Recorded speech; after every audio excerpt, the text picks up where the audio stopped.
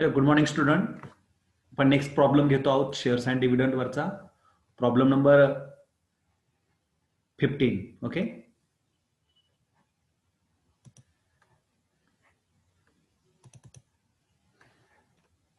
Oxygen Company Limited have capital consist of, there are three type of investment here. Number one, 5,000 equity share of rupees 100 each. Number two, 5,000 6% preference shares of rupees 100 each. And number three, 5,000 8% debentures of rupees 100 each. Okay, of rupees 100 each. In 2018, okay, we change the date here. 2020. In 2020, company received profit of rupees 1,30,000. The company received total profit of rupees 1,30,000, but before tax. Okay, before tax. ते tax वजा करण्याच्या अगोदर कंपनीला काय मिळाला? नफा मिळाला. कारण असं आहे की नफा जो मिळतो त्याच्यातून टॅक्स वजा होतो आणि टॅक्स वजा केल्यानंतर इन्व्हेस्टमेंटवरचे रिटर्न्स द्यावे लागतात कंपनीला. मग 1,30,000 त्यांना नफा मिळाला, पण कसा आहे? बिफोर टॅक्स आहे. आणि ह्याच्यावरती काही डिव्हिडंड वगैरे द्यावा लागतो, तो आफ्टर टॅक्स द्यावा लागतो. म्हणजे 1,30,000 मधनं आपल्याला अगोदर टॅक्स वजा करावा लागेल. Company provide 20% for taxes. कंपनीने प्रोव्हिजन किती केली? 20%. या 1,30,000च्या टॅक्सेससाठी प्रोव्हिजन केली 20%. Find out the rate of dividend on equity share capital after all the payment, all above payment.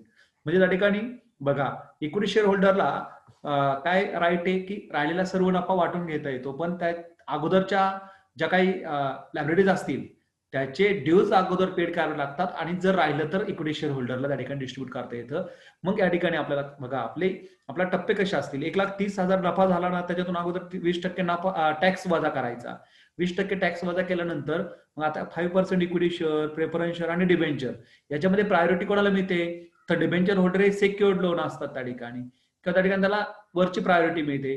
म्हणजे 1 नंबरला आपल्याला डिबेंचरवर पेड करायचे, 2 नंबरला प्रेफरन्स शेअरवर पेड करायचे, आणि जर उरलं तर इक्विटी शेअर होल्डरला.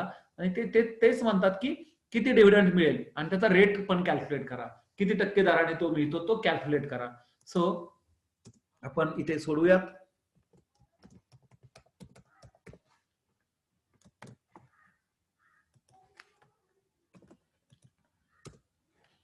पुन्हा आपण इथे एक टेबल तयार करून घेऊयात.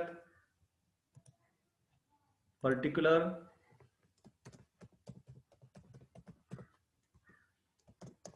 Amount. Okay,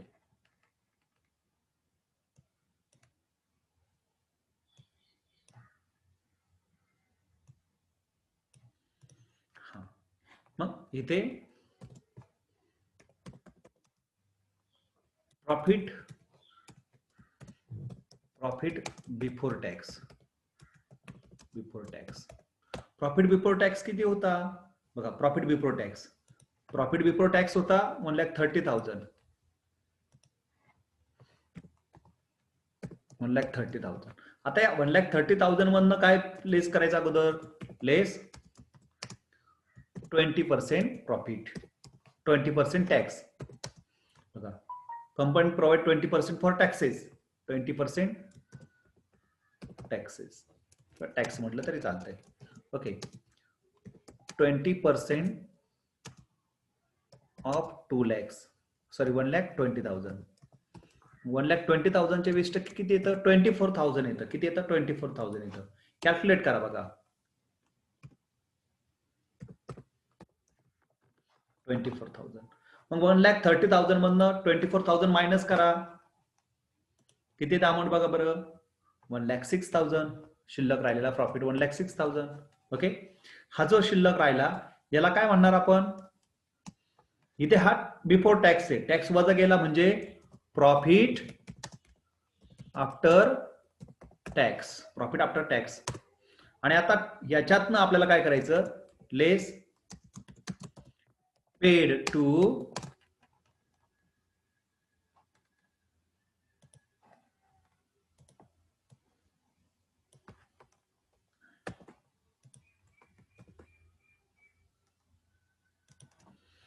याच्यावरचा dividend interest paid करायचा.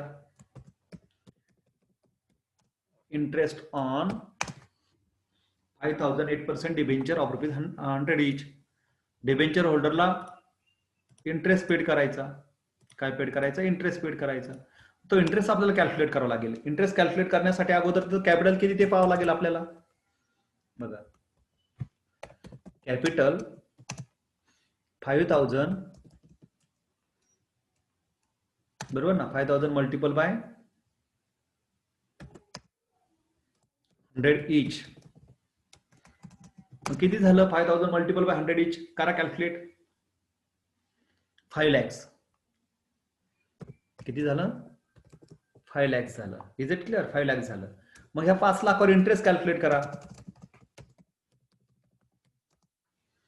Interest at 8%. 5 lakhs multiple by 8%. 8% multiple by 8%.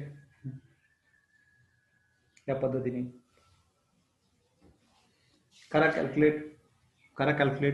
किती येतो बघा बरं. तो 5 लाखावर 8%, 40,000 येईल. तो मायनस करा. मग 40,000च आला ना. मला आन्सर पाठवा. Very good. 40,000. मग 1,06,000 मधनं मायनस करा ते. 1,06,000 मधनं याचं इंटरेस्ट मायनस करा. किती बॅलन्स शिल्लक राहतो बघा बरं. 66,000. 66,000. ओके. बॅलन्स.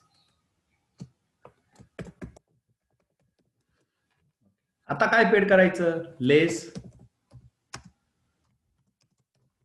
Paid to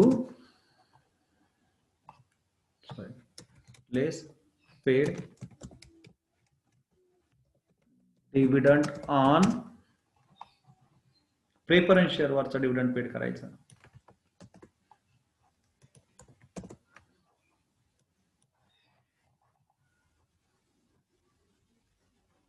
%6.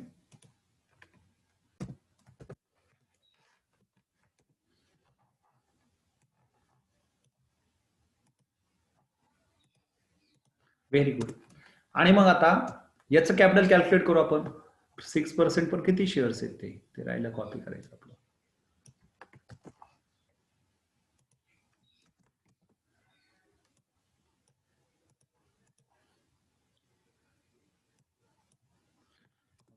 मग याचं कॅपिटल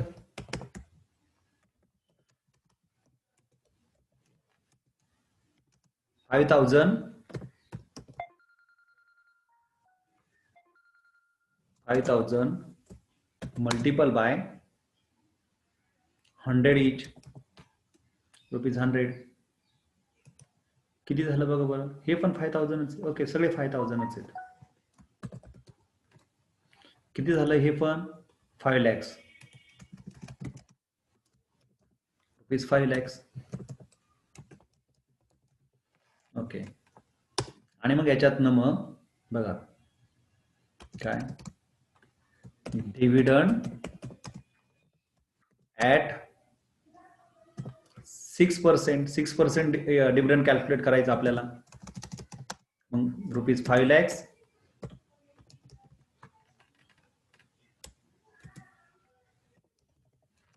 मल्टिपल बाय 6%. करा कॅल्क्युलेट. मग 6% 30,000 येईल. तो किती येईल? कॅल्क्युलेट करा. मला आन्सर पाठवा.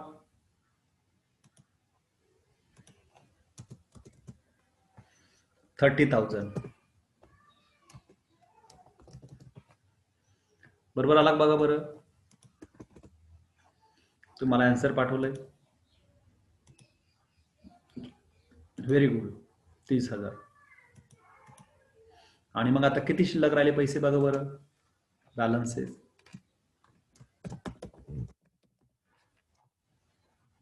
किती राहिलं बघा बरं. बॅलन्सेस राहिला 36,000. बरोबर ना. आता हा जो बॅलन्सेस आहे, बॅलन्सेस बघा, available to dividend for equity, dividend on equity shares, dividend on equity share, याच्यासाठी राहिलेला बॅलन्स आहे तो. ओके, म्हणजे 36,000 राहिला. मग त्या ठिकाणी आपल्याला डिव्हिडंड कोणाला पेड करायचा आता? इक्विटी शेअर होल्डरला डिव्हिडंड पेड करायचा. कोणाला पेड करायचा? इक्विटी शेअर होल्डरला डिव्हिडंड करायचा. मग आता रेट ऑफ डिव्हिडंड पण कॅल्क्युलेट करावं लागेल आपल्याला, बरोबर ना? काय कॅल्क्युलेट करावं लागेल? रेट ऑफ डिव्हिडंड पण कॅल्क्युलेट करावं लागेल. मग आपण त्याचं बघा, जो काही आहे बॅलन्स कोणाला राहिला तो शिल्लक?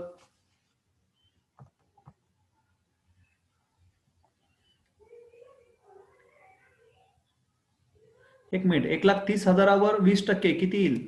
माझं चुकलंय कॅल्क्युलेशन इथे. 26,000 म्हणजे इथे 1,04,000. इथे 1,04,000 म्हणजे इथे 64,000. इथे 64,000 म्हणजे इथे 34,000 येईल, बरोबर ना? मेसेज नाही टाकला कोणीच? टाकलाय. बॅलन्स आपण चुकीचा काढलाय. बॅलन्स चुकीचा काढलाय. टाकलं होतं कोणी बॅलन्स मला? Okay, very good. होन समीक्षेने मला पाठवलं होतं आन्सर. Very good. मग बघा 34,000 रुपीज राहिले. किती राहिले? 34,000 रुपीज राहिले. बॅलन्स राहिला हा, बरोबर ना? मग आता त्याचं कॅपिटल किती बघा?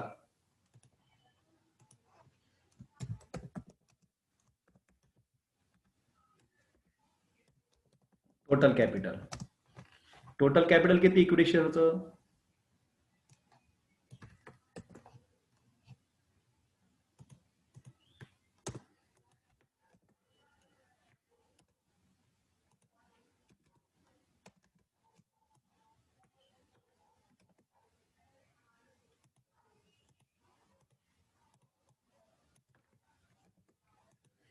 5,000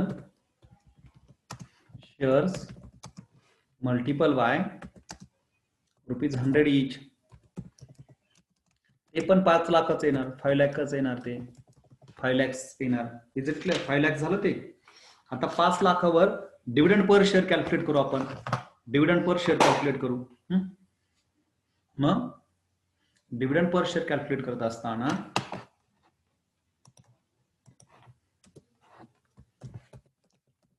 dividend per share, okay, dividend per share calculate. मग कसं कॅल्क्युलेट करतो बरं डिव्हिडंड पर शेअर आपण त्या ठिकाणी?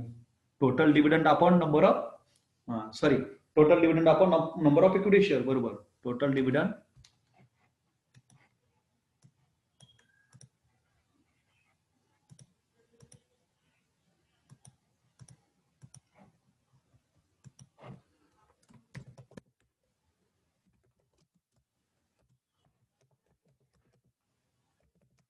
upon number of equity shares.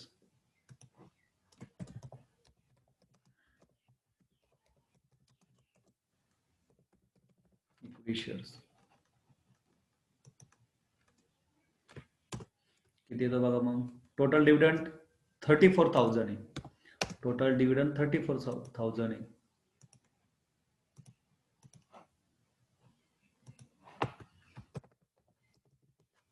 $34,000 divided by total number of equity shares किती? 5,000.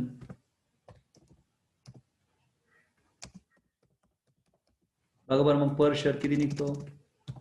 पर शेअर डिव्हिडंड किती निघतो बघा? Per share dividend, yes,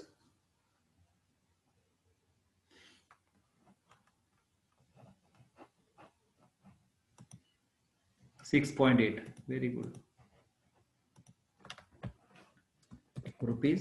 ₹6.8 per share. मी इथे कॅल्क्युलेट काय करायला आलो तुम्हाला? Okay, find out the rate of dividend. Rate of dividend पण तोच येईल का सेल तो बघूयात आपण. ते पण सांगतो मी तुम्हाला. ₹6.8 पर शेअर. ओके, मग आता रेट ऑफ डिव्हिडंड कॅल्क्युलेट करूयात आपण. मग रेट ऑफ डिव्हिडंडचा पण फॉर्म्युला आपण अभ्यासलेला आहे ऑलरेडी. काय फॉर्म्युला घेतो आपण बघा? रेट ऑफ डिव्हिडंड कॅल्क्युलेट करण्यासाठी फॉर्म्युला काय घेतो आपण? Total dividend upon total dividend upon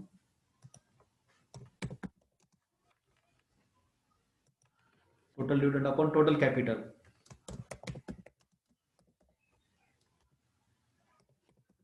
total dividend upon total capital multiple bye 100.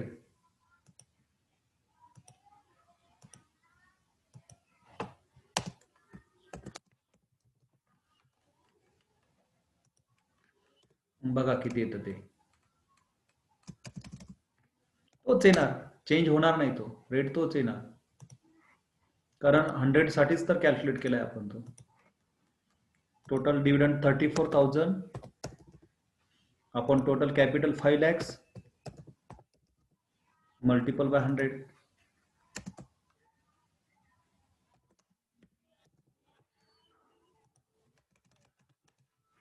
6.8 per share percent, 6.8%, बरोबर आहे का? 6.8% per share, very good.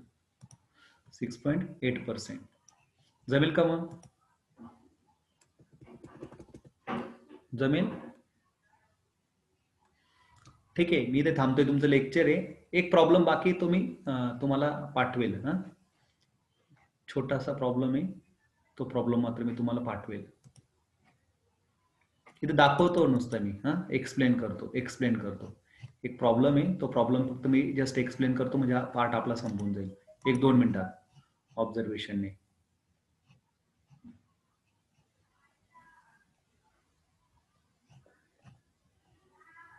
Bonus शेअरचं बघा, साहेब होल्ड, हा प्रॉब्लेम आहे. साहेब hold 300 equity shares of rupees 10 each of a company. The company issue bonus shares in the ratio of 5:3. Bonus share म्हणजे existing share होल्डरला share दिले जातात. इथं काय प्रपोर्शन येते की ज्याचे 5 शेअर आहे त्याला 3 बोनस मिळणार आहेत. मग साहेबचे किती 300, तर त्याला किती बोनस मिळणार? The company declare dividend of 15% on the in large capital.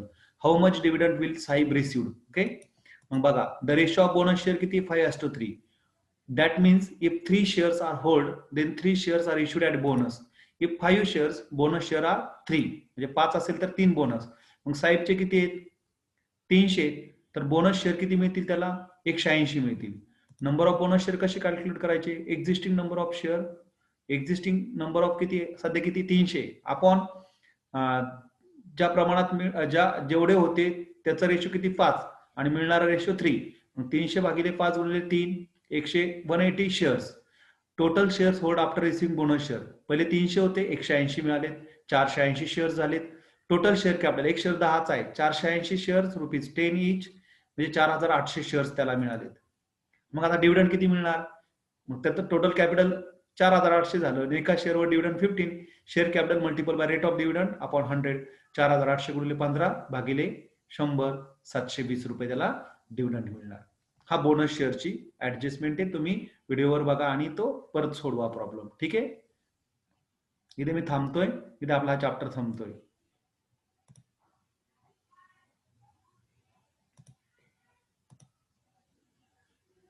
Okay, take care, bye.